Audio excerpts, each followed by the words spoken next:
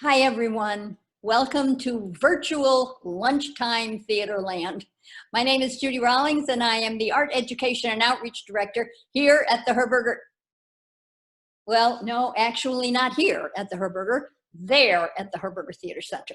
And I would be at the Herberger Theater Center. We would all be at the Herberger Theater Center, but life had other plans for the Herberger, for lunchtime theater, and for Judy Rawlings. But were I there at the Herberger Theater Center, I would be telling you all about the amazing resident companies that work at the Herberger, and I would also be asking you to fill out a survey, letting us know what you think about lunchtime theater, what you like and what you would like to see change. And then I would tell you that at the end of every single month, I put all the surveys in a big hat.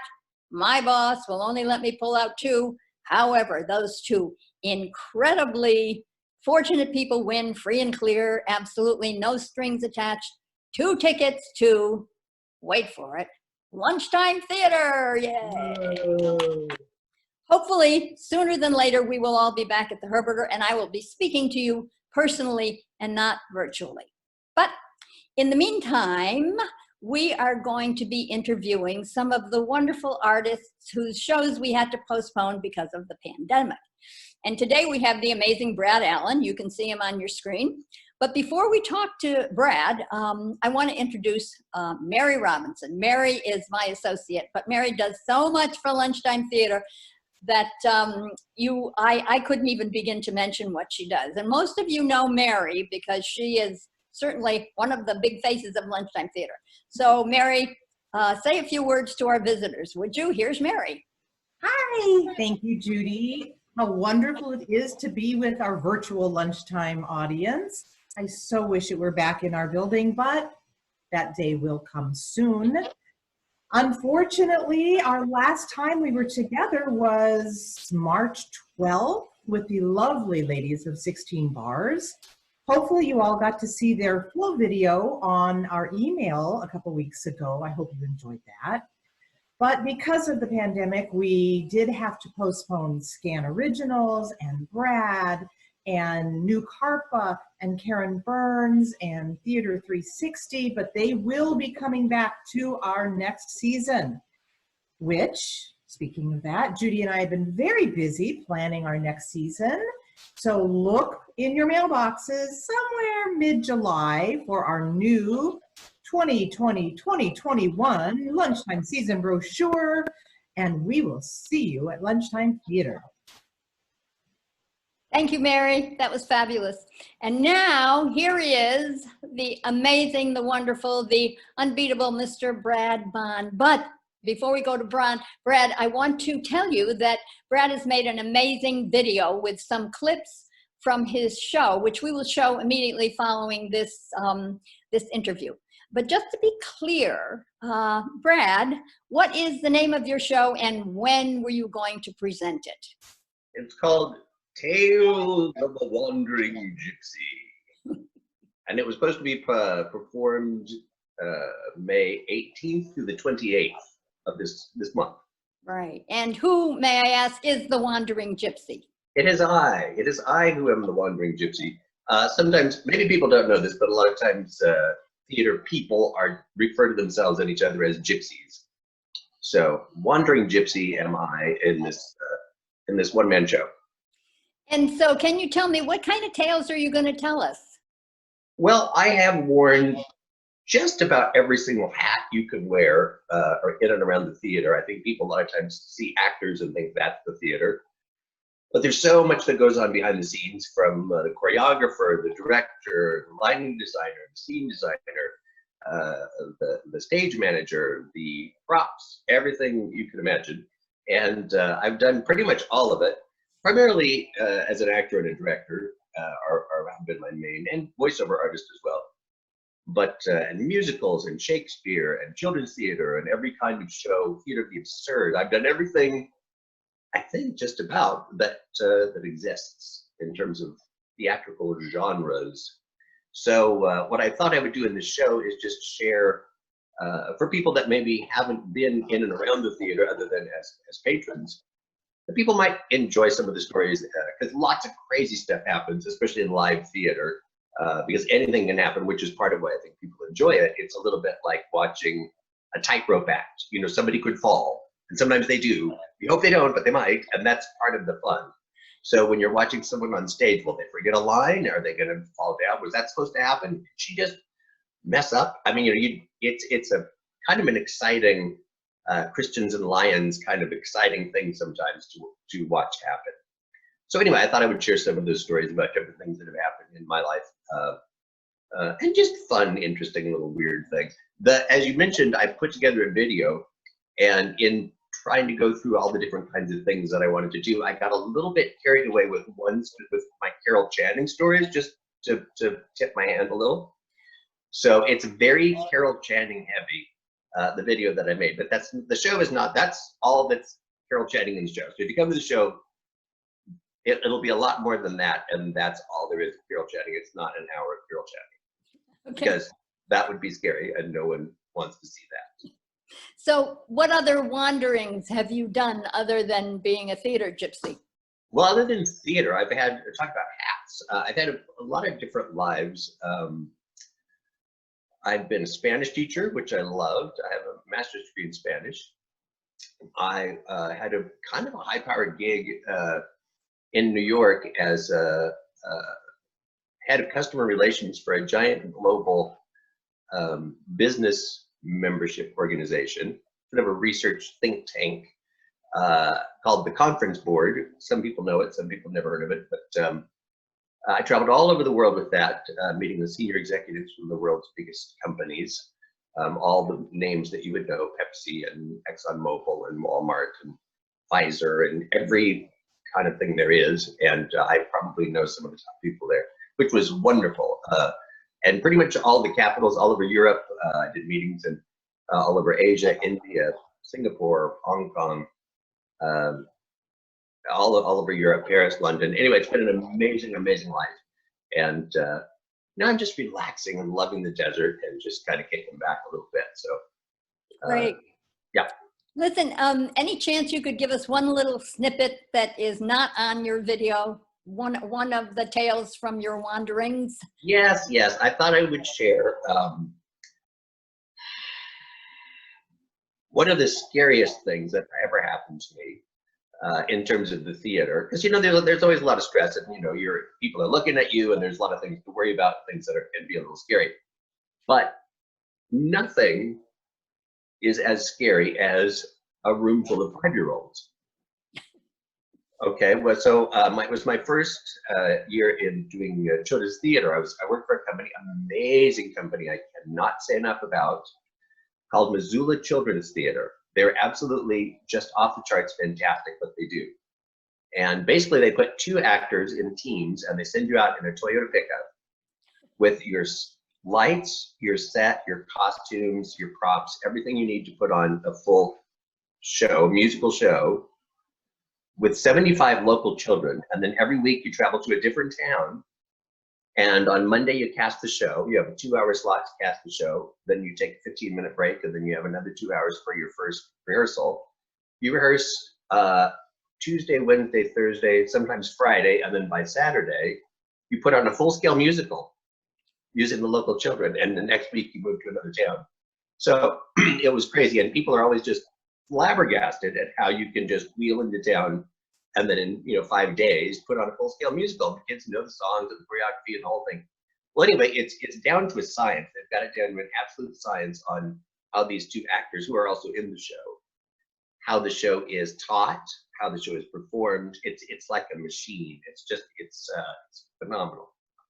But my very, very first week, I had been trained. They train you for like 2 weeks, and then they just throw you to the wolves. Just good luck out there in the heartland, right? So you're traveling all around.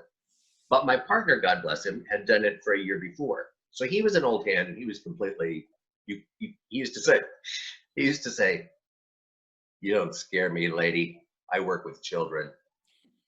And it was so true. I mean, he was afraid of nothing, and he'd done it before, so he was fine. But I was terrified because I'd never done it, and I was trying to look cool, like I knew what I was doing.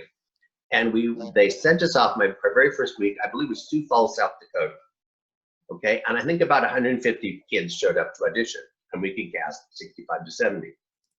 So all these kids are in the gymnasium, and John's doing his thing, and I'm supposed to be doing my thing, and we had a way that we would audition them and so on. But part of the shows are formed in little groups. Okay, so there's different, that's sort of the formula how these things work. And one of the groups is what we used to call among ourselves the Pee-wee group, which is the 5-year-olds, 5 and 6-year-olds. Okay, and there's about 10 of them. So in our group, because we were Johnny Appleseed, our Pee-wee group was called the Appleseeds. And they had little brown suits, a little apple down there, and they were adorable. Well, in the audition process, you have them march around and do little things and follow the leader and all this crazy stuff. But you're not really caring about that. What you're really doing is you're watching them when they're sitting off to the side, because then you move them up and have them sit on their own. So the parents and the teachers, everybody thinks that the audition process is the marching around stuff. It's not. It's what are they doing when they're sitting by themselves, and are they poking each other in the eye, and are they patient? So we're moving around in the little groups. And again, I'm brand new. I'm terrified. I know what I'm doing. And pretty soon, we've got them in little groups. We've been doing it. And it takes hours to do this. And some little 5-year-olds, that's a long time to put up with, right? For that age group. So pretty soon, this little girl, her name was Hillary, and she missed a couple of teeth, and she had little red apple cheeks. And she raised her hand. And I looked down, and there she is with her hand in the air. And I looked down, and of course I'm terrified, but I'm trying to be cool. And I said, yes? She goes, excuse me, I'm already starting to get a little bored here. And I was like, oh, okay, well, that's good. We're gonna get to it pretty soon. So anyway, we moved people around and kept doing the little thing, and it was getting later. And you sort of start refining your groups and moving people into different little thing groups. Well, Hillary was a really smart little 5-year-old, and she could tell that she was in the group that had been cast. She knew this, she could tell. So she was feeling pretty good about it. And we're coming up to the end, and pretty soon she raises her hand again. So I looked down and I said, yes. And she says, excuse me, all I want to know is 2 things. What does my costume look like, and when do I get it? And I thought, that's it. That's why we do theater. That's all there is. The rest of it, the applause, the lines, all that, really just boils down to what does my costume look like, and when do I get it? So that's one of my little theater stories. Fabulous. Thank you so much, Brad. That was wonderful, as usual. Thank you, Mary, for joining us. And of course, thank you, Brad. And thank you, all of you out there in virtual lunchtime theater land. Please come back and see us again. And now, here's Brad Allen again. Thank you.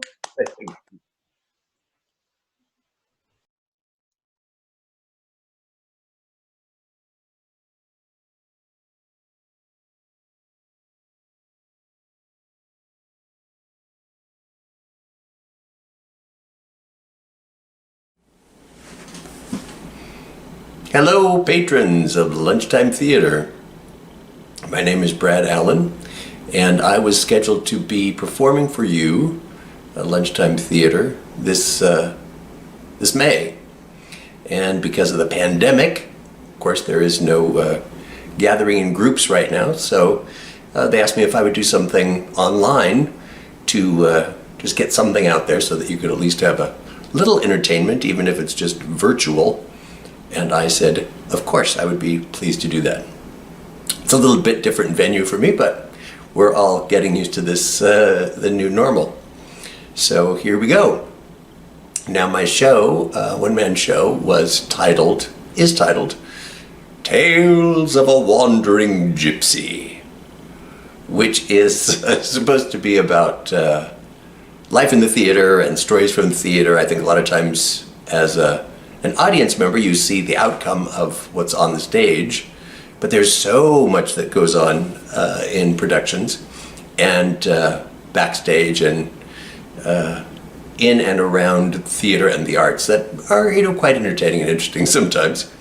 And so I thought I would share some of that with you as a person who has spent his life, large chunks of it, making theater, doing theater, and with theater folks in theater venues and whatnot. So anyway, I thought I would share some of that with you.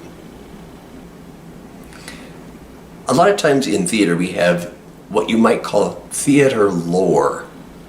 Okay, these are stories that go around, things that people tell and that you hear of that you didn't necessarily know. Usually it's somebody's friend that knew somebody who saw this happen or was part of it.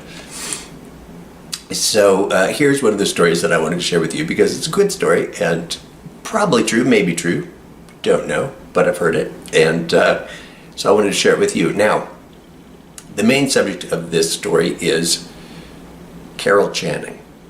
Now, I don't know why, but Carol Channing is just a huge, there's a lot of stories that float around about her. And I'm not sure why that is, other than that she's a great character. She's just a huge figure. She's an enormous star. And God bless her. So for some reason, there are stories that go around about her. And this is one that I've heard and I like it. So I'm going to share it. Now, as you may know, Carol Channing played Hello Dolly, was in Hello Dolly, playing the lead, Dolly Levi, for I think it was 7,000 years. There are pictures of her in the Egyptian tombs playing it. I don't know, but she did it for years, okay? She just, I think it was more than 1,000 performances. And she never missed a performance. And so in one of these productions of Hello Dolly on Broadway, and of course it was revival after revival after revival, but anyways, it was going along just fine. And one night, the actor playing Barnaby got sick and couldn't do it, so his understudy got to go on. Well, this was a huge opportunity for the understudy because this was his Broadway debut. He had never been on Broadway before, and he'd just been an understudy. So here was his big chance. So he got on the phone, called his friends and family and said, okay, here's the deal. Get to the theater right now. I'm going on tonight as Barnaby in Hello Dolly with Carol Channing. So, oh my gosh, so they all, jumped on the horse and got to the theater and to see their buddy perform as Barnaby in Hello Dolly. Well, it was a fantastic performance, and Barnaby just killed it. He just nailed it. It was his opening night, it was his big debut, and he was just on, and it was fantastic. Huge curtain call, people just cheered, and of course his whole family, they were all there for him. So, big old curtain call, many accolades. So, after the show, Barnaby understudy is way up in the nosebleed dressing rooms. The less important you are, the farther upstairs you have to go to get to your dressing room. So he's way up in there. And he's just so thrilled, and he's just in the afterglow of a wonderful Broadway debut performance. He's taking off his makeup, he's getting out of costume, getting excited to go see his fan club down by the stage door, right? Well, he's all of a sudden, he's getting ready, and all of a sudden he hears a knock at his dressing room door. Well, who could it be? So he went to the door and he opens it, and there, in his dressing room door, stands Carol Channing. She's breathing a little hard because she had to come all the way up there to the nosebleed dressing rooms. And he says, "What, Miss Channing? Hello." And she says, "Well, you had quite the show tonight, didn't you?" And he says, "Oh, well, thank you, Miss Channing. Oh, it was an honor. I'm just so, it was a wonderful opportunity. I just, thank you.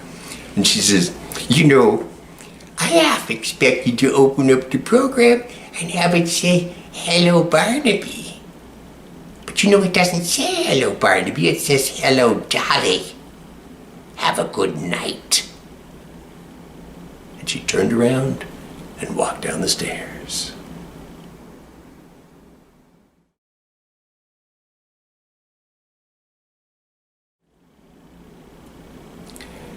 I do have one actual Carol Channing encounter story. Some years ago, when I was in New York with my former partner, we got invited to this award show for Carol Burnett. And it was everybody there was famous except for us. And it was actually pretty cool to look around and see all of these huge names all over the place. And we were right in the middle. We had amazing seats. I don't know what we were doing there, but right in the middle of the house. And the point of the thing was that they were all giving an honorary award of some kind to Carol Burnett, who is my lifelong idol #1 idol in my life. So I was thrilled to be there and very excited to see these people in Carbonet. Well, everybody gets there, all the big stars, all the big names, everybody's all seated, everybody's all in, they're getting ready to start. House lights are going down, the curtains down, everything's just about to start. And the last person to arrive is Carol Channing. And she makes this big, long entrance way from the top, of course, as you have to, and she comes all the way down the aisle. And she's wearing this white and silver sequined pantsuit. And, head to toe sequins, sparkling. She comes all the way down. Of course, she's old even then, and so it takes her a long time. She comes all the way down to about the second or third row, and then she's, pardon me, excuse me, and she has to work her way all the way across, and of course her seat is right in the middle, down front. So she works her way across, it takes forever. Everybody's just watching this whole thing happen.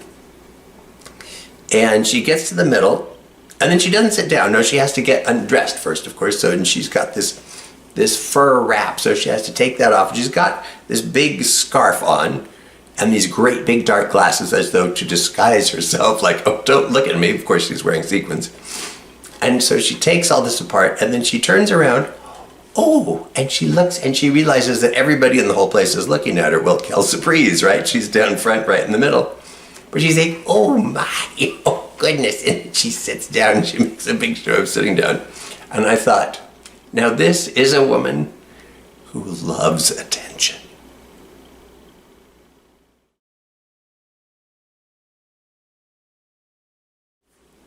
Now this last story, I kind of hesitate to share because it's a little edgy, but it is by far the most famous Carol Channing theater story. I've heard it many times, but definitely more than 10. And everybody's so excited to tell this story. I've heard it at parties, I've heard it. It just goes round and round. So I've heard it so many times when you have to think, well, maybe it's true. Again, you hear it enough. But anyway, I thought, well, I'm just going to share it, and I'm sorry if it's not entirely appropriate, but it's what it is. So it was one of these performances, probably Hello, Dolly. And there was some other actor in the show, and it changes depending on who's telling the story. But anyway, somebody in the show that needed desperately to use the bathroom, and they were looking around, and the only place that they could really quick go to was Carol Channing's dressing room. So they thought, and she wasn't in there, nobody was around, so they went ahead and ran in there. Well, as the story goes, somebody all of a sudden, she came in, Carol Channing, and so the person was like, ugh. So they pulled up their feet in the stall and were just hiding and quietly hoping that she wouldn't notice that they were in there and get in big trouble because she was, very big personality, and they didn't think she would appreciate somebody else in her space. So, to their horror, she went into the stall next to them. And of course, they were hearing everything that was happening, and it was just a little uncomfortable and embarrassing. And then, as the story goes, the voice came from the stall next door and just said, "Corn? I don't remember having corn."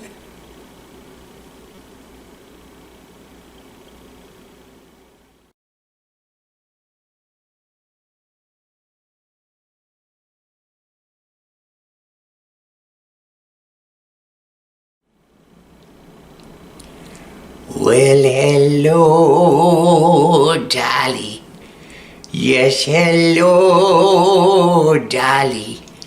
It's so nice to have you back where you belong.